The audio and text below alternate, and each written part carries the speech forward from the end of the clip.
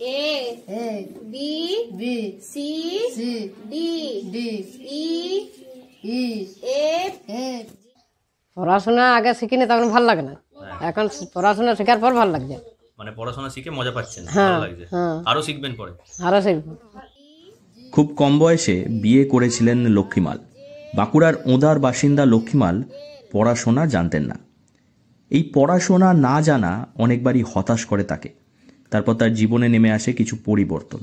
বাঁকুড়ার ওঁদা যুব সমাজ নামে একটি স্বেচ্ছাসেবী সংস্থার আয়োজিত বিনামূল্যে কোচিং সেন্টারে পড়াশোনা শুরু করেন লক্ষ্মীমাল। সেখানেই প্রায় 2020 সাল থেকে পড়াশোনা করছেন তিনি।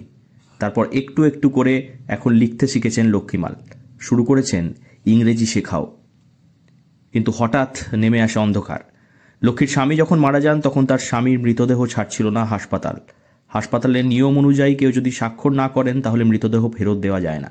সেক্ষেত্রে একসময় নিরক্ষর লক্ষ্মীমাল স্বাক্ষর করে ফিরিয়ে নিয়ে আসেন তার স্বামীর মৃতদেহ। লক্ষ্মীর ইচ্ছা জীবনে এগিয়ে যাবেন তিনি। ওদা যুব সমাজের সহায়তায় এই কোচিং সেন্টারে পড়াশোনা করেন সেই সব প্রান্তিক ক্ষুদে ছাত্রছাত্রীরা যারা গৃহশিক্ষকের খরচা বহন করতে পারবেন না। এই পাঠশালায় লক্ষ্মী একজন অনুপ্রেরণা। পড়াশোনায় অত্যন্ত আগ্রহী লক্ষ্মীমাল আগে থেকে এসে বসে থাকেন পাঠশালায়।